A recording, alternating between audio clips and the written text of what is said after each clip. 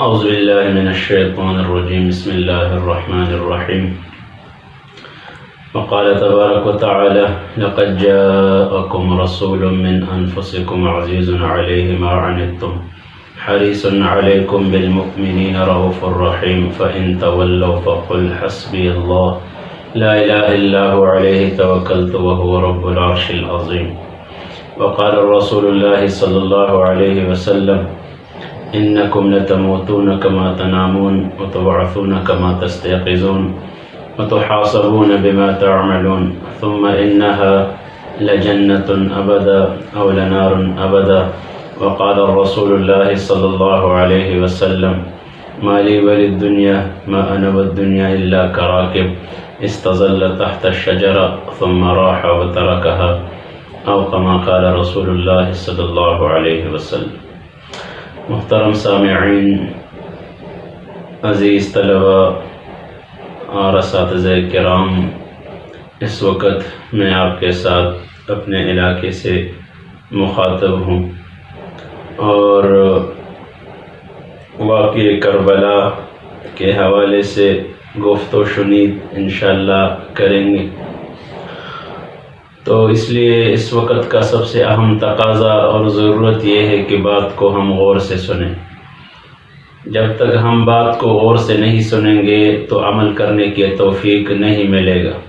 اگر ہم بات سننے کا حق ادا کریں تو اللہ سبحانہ و تعالی ہمیں عمل کی توفیق عطا فرمائے گا. اس لیے کہ جو بات سنا جاتا ہے وہ عمل میں آتا ہے، جو عمل میں آتا ہے وہ یقین میں آتا ہے، اور جو بات یقین کے مرتبے کو پہنچتا ہے تو اللہ سبحانہ و تعالیٰ کے ہاں وہ قبولیت کا درجہ پا لیتا ہے. تو اس وقت ہم جس حوالے سے بات کریں گے وہ سارے سامعین سے درخواست ہے کہ ہم بات کو غور سے سنیں. تاریخ میں ایک واقعہ کربلا نہیں ہے کہ یہ ایک امام حسین کا واقعہ ہے جس کو ہم بار بار دہراتے ہیں، اور بار بار جب محرم آتا ہے تو لوگ ماتم کرتے ہیں اور پتہ نہیں کیا کیا بدعات و رسومات کرتے ہیں. تو تاریخ میں ایک واقعہ کربلا نہیں ہے. ہمارا تاریخ کربلاؤں سے بھرا پڑا ہوا ہے. آپ بدر کا واقعہ دیکھیں، وہ ایک الگ کربلا کا واقعہ ہے. آپ احد کا واقعہ دیکھیں، وہ ایک الگ کربلا کا واقعہ ہے. اس طرح خندق، اس طرح تبوک، اس طرح مختلف غزوات جتنے بھی ہوئے ہیں، ہر ایک دوسرے سے بڑھ کر ہے اور ہر ایک کربلا جیسا تاریخ رکھتا ہے. تو ہمارا تاریخ قربانیوں سے بھرا پڑا ہے. اور یہ بات آپ یاد رکھ لیں، اپنے ساتھ نوٹ فرمائیں کہ جس چیز کی قربانی دی جاتی ہے، جس چیز کی قربانی دی جاتی ہے وہ چیز بڑھ جاتا ہے. آپ اس بات کو نوٹ کریں کہ جس چیز کی قربانی دی جاتی ہے، مثال کے طور پر میں آپ کو مثال پیش کرتا ہوں. عید، بقرہ عید میں کتنے بکرے ذبح ہوتے ہیں، کتنے مینڈے ذبح ہوتے ہیں، کتنے بینس ذبح ہوتے ہیں، کتنے گائیں اور کتنے بیل ذبح ہوتے ہیں. لیکن آپ نے کبھی دیکھا کہ اگلے سال کسی جانوروں میں کمی آئی ہو، مینڈے نہ ملے، گائے نہ ملے، بینس نہ ملے؟ آپ نے دیکھا؟ کیونکہ جس چیز کی قربانی دی جاتی ہے وہ چیزیں اور بھی بڑھ جاتے ہیں. آپ روزانہ دیکھتے ہیں، آپ نے کبھی کتے کی قربانی کرتے ہوئے نہ خود کیا ہے نہ کسی کے کرتے ہوئے دیکھا ہے. تو آپ نے کبھی کتوں کے ایسے ریوڑ دیکھے ہیں جیسے ہم دیکھتے ہیں مینڈوں کے، اور اس طرح بکریوں کے اور گائیوں کے؟ اس طرح آپ نے نہیں دیکھا ہو، کیونکہ کتوں کی قربانی کوئی نہیں دیتا. اور روزانہ کتنے مرغیاں ذبح ہوتے ہیں، لاکھوں کروڑوں مرغیاں ذبح ہوتے ہیں، لیکن ہر دن اس سے زیادہ مرغیاں بازار میں آتے ہیں اور وہ ذبح ہوتے پھر اور آتے ہیں. تو جس چیز کی قربانی دی جاتی ہے، یہ نہیں کہ وہ چیز مٹ گیا، وہ چیز ختم ہو گیا. بدر میں چند صحابہ شہید ہوئے، احد میں چند صحابہ شہید ہوئے. اسی طرح تبوک میں تو خیر جنگ نہیں ہوئی، خندق میں جنگ نہیں ہوئی، اور غزوات میں چند ایک کے ہزاروں کے اعتبار میں، کئی سینکڑوں کے اعتبار سے صحابہ کرام شہید ہوئے. تو کیا صحابہ کرام رضی اللہ عنہم اجمعین کا نام مٹ گیا؟ کہ قیامت تک حضرات صحابہ کرام رضی اللہ عنہم اجمعین کا نام چلتا رہے گا.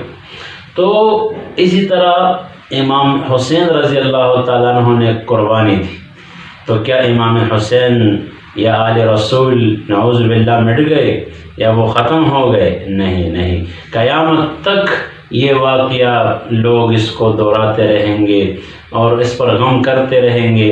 شریعت کے اندر اس پر غم کرنا جائز ہے، رونا جائز ہے، یہ نہیں کہ نہ روئے، کیونکہ حدیث میں آپ علیہ السلام نے فرمایا اپنے اولاد کو قرآن سکھاؤ، دوسرا اپنے اولاد کو میرا محبت سکھاؤ، ومحبتی ومحبت اہل بیت ہی، میرا محبت اور اہل بیت کا محبت سکھاؤ۔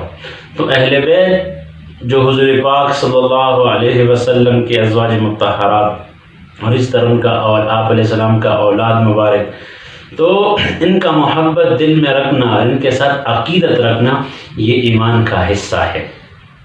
تو لیکن وہ غم کرنا اور وہ جو خلا پیدا ہوا ہے تاریخ میں، وہ پر کیسا ہو، اس کے لیے غم اور اس کے لیے پریشان ہونا یقیناً ہر ایک مسلمان کے لیے بحیثیت ایک مسلمان ضروری ہے۔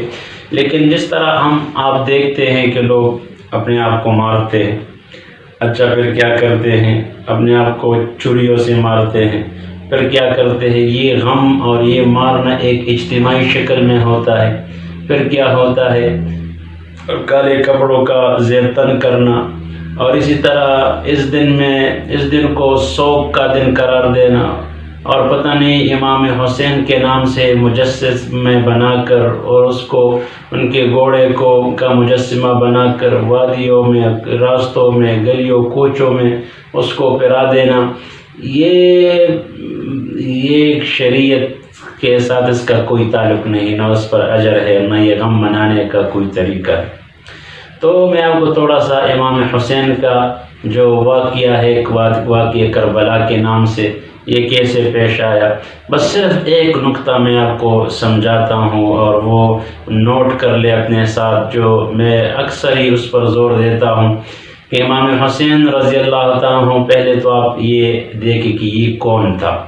امام حسین حضور پاک صلی اللہ علیہ وسلم کے دو نواز، ایک حسن رضی اللہ تعالیٰ عنہ، دوسرا حسین رضی اللہ عنہ، یہ دونوں فاطمہ رضی اللہ تعالیٰ عنہ اور حضرت علی رضی اللہ عنہ کی جگر گوشے تھے، اور حضور صلی اللہ علیہ وسلم کے نواسے تھے، اور آپ علیہ السلام نے ان کو ایک دفعہ اٹھایا، مفہوم حدیث کا ان سے پیار کیا، اور اللہ سے کہنے لگی یا اللہ میں حسین سے محبت کرتا ہوں، یا اللہ تو بھی ان سے محبت کر۔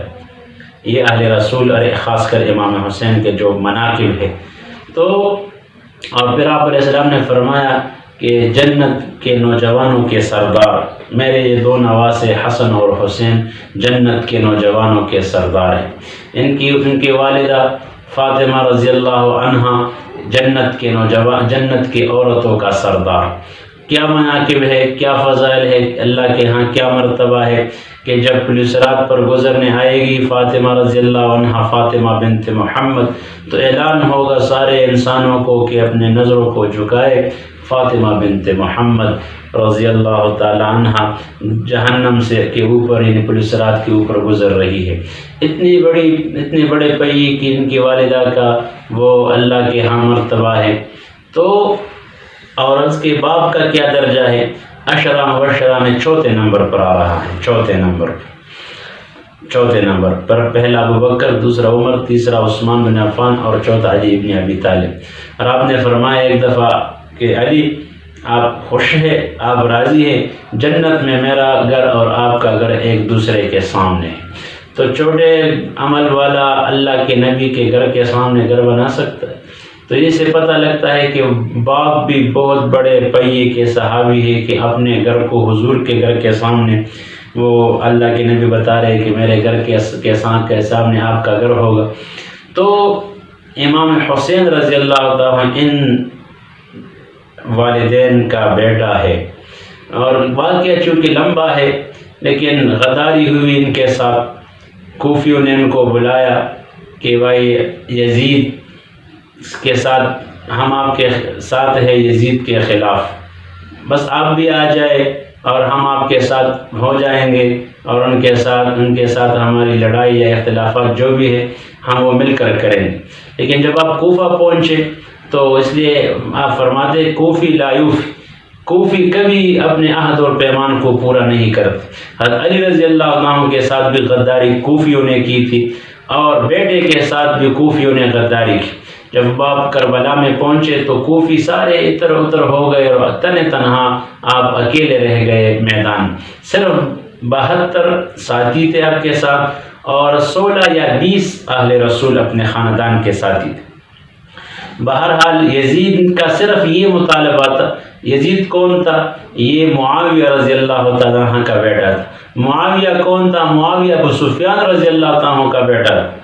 تو باپ بھی صحابی ہے اور دادا بھی صحابی ہے، اور یزید صحابی کا بیٹا ہے، لیکن اس نے حکومت کو جبر کے ساتھ حاصل کیا تھا۔ تو اس لیے ان کا یہ مطالبہ تھا کہ میں حاکم ہوں، میں امیر ہوں، آپ مجھ سے بیعت کریں۔ تو امام حسین رضی اللہ عنہ کے ساتھ 4 اور بڑے صحابی تھے کہ جو اس بیعت کو تسلیم نہیں کر رہے تھے۔ کل 5 صحابی تھے جو بڑے پہیے کے صحابی تھے، اور وہ بھی یہ قانون اور یہ جو طریقہ کہ باپ کے بعد بیٹا اور بیٹے کے بعد پوتا پھر امیر ہو، یہ کیسر اور کسرا کا سنت ہے۔ حضور علیہ السلام کا سنت یہ نہیں تھا کہ بلکہ مشورے کے ساتھ امیر طے ہو جاتا تھا، اور انہوں نے دوسرا ترتیب نکالا کہ باپ کے بعد بیٹا اور بیٹے کے بعد پوتا، تو یہ کیسر اور کسرا کا سنت تھا۔ تو 5 صحابہ نے اس مشورے کو اور اس عمل کو رد کیا کہ ہم آپ کی امارت کو نہیں مانتے۔ اس میں سے ایک کون تھے؟ ابو بکر فوت ہوئے تھے، ان کا بیٹا عبد الرحمن بن ابو بکر۔ عمر رضی اللہ عنہ فوت ہوئے تھے، ان کا ایک بیٹا تھا عبداللہ ابن ابو بکر، عبداللہ ابن ابو بکر۔ اور تیسرا کون سا صحابی تھا؟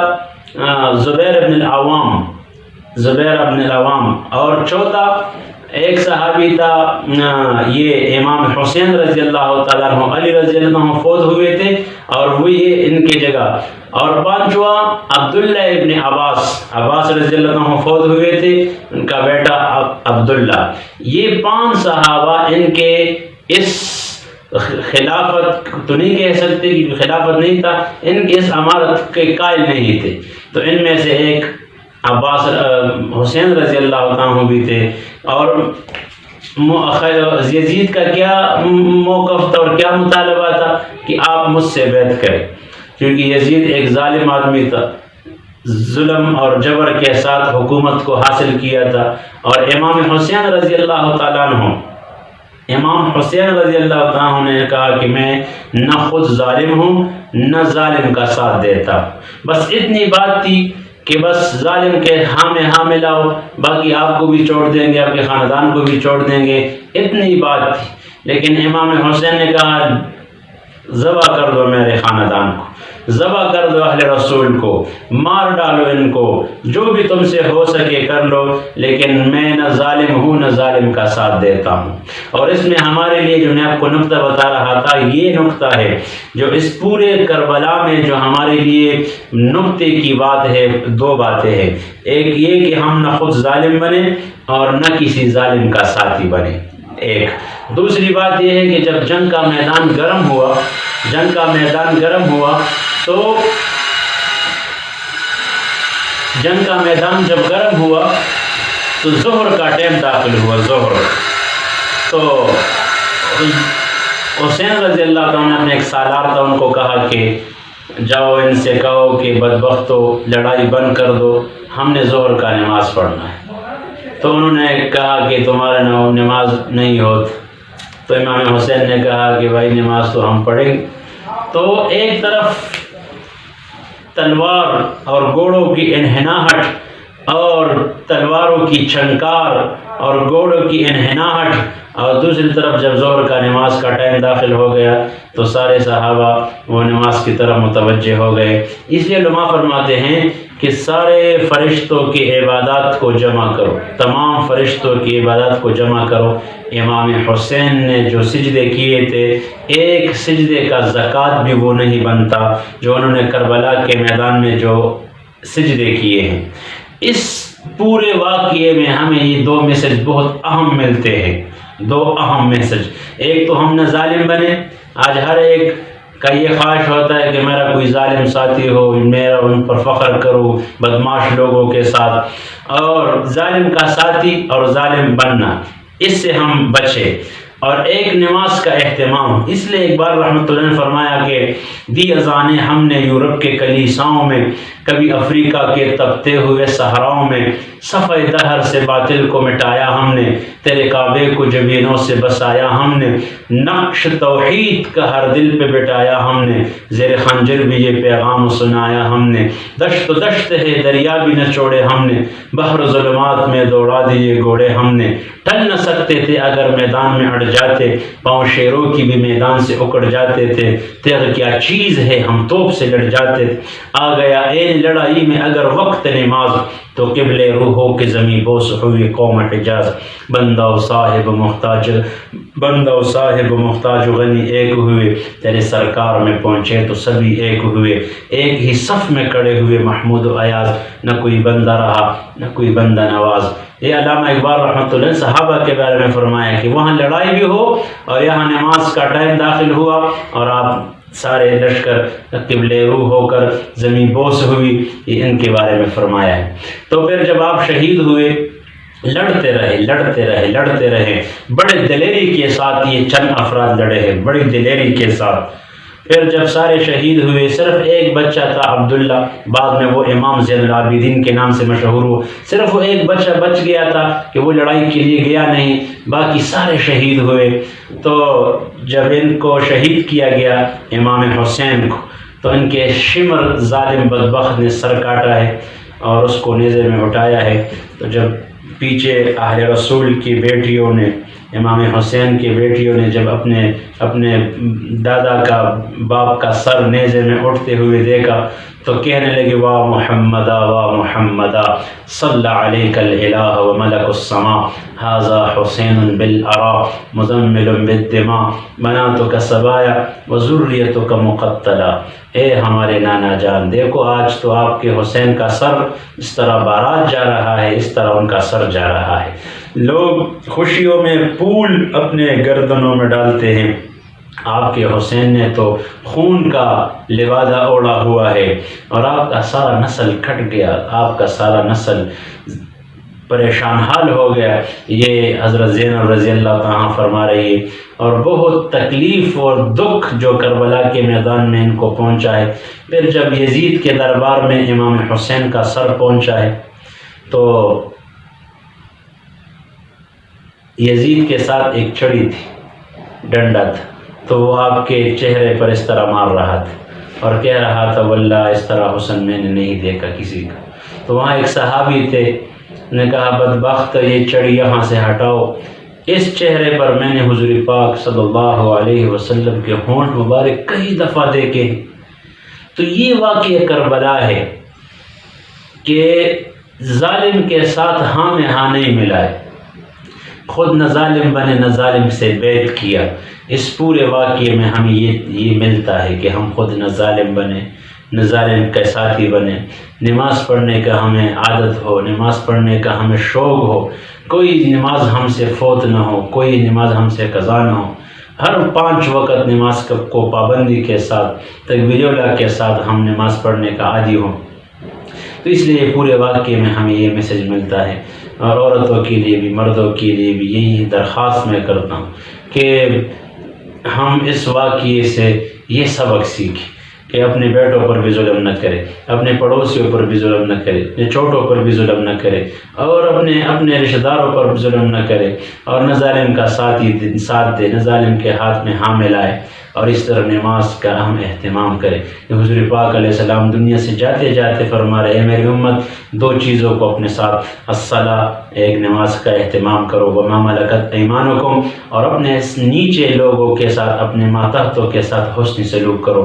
یہ آخری الفاظ تھے حضور علیہ السلام نے جب فرمائے، اور بالکل جب آواز اور پست ہو گئی، سب سے آخر جو آپ اللہ کے دربار میں پیش ہوئے ہیں، تو وہ کن الفاظ کے ساتھ آپ فرمائے، الصلاۃ الصلاۃ، میری امت نماز نہ چھوڑنا، نماز نہ چھوڑنا۔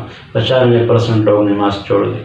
تو ان واقعات سے ہمیں یہ سبق ملتا ہے کہ ہم نے نماز، کیونکہ اگر امام حسین اس وقت نماز نہ بھی پڑھتے تو کوئی ان پر ضروری نہیں تھا، کیونکہ حضور پاک علیہ السلام آئے ہوئے تھے سہرا پہننے کے لیے، استقبال کے لیے آئے ہوئے تھے، فرشتے قطار در قطار کھڑے تھے، اللہ بھی ملاقات کا شوقین تھا، جنت سجی ہوئی تھی اور استقبال لگا ہوا تھا، صحابہ کرام اور اللہ کے نبی استقبال کے لیے آئے ہوئے تھے۔ لیکن یہ پیغام ہمارے لیے تھا کہ 1400 سال بعد ایسے لوگ آئیں گے کہ کبھی کہیں گے کہ گرمی بہت ہے، سردی بہت ہے، تھکاوٹ بہت ہے، آیا نہیں جاتا۔ تو اس لیے یہ انہوں نے اس حالات میں نماز پڑھا ہے، اور ہمیں میسج دیا ہے کہ اس حالات میں بھی جب نماز پڑھا جا سکتا ہے تو گھر میں، مسجد میں، ہر جگہ پر نماز کو ہم نہیں چھوڑ سکتے، یعنی آسانی کے ساتھ ہم پڑھ سکتے۔ تو اللہ سبحانہ و تعالی ہمیں ان واقعات سے تعلیم اور عمل کرنے کی توفیق عطا فرمائے۔ وآخر دعوانا الحمد للہ رب العالمین۔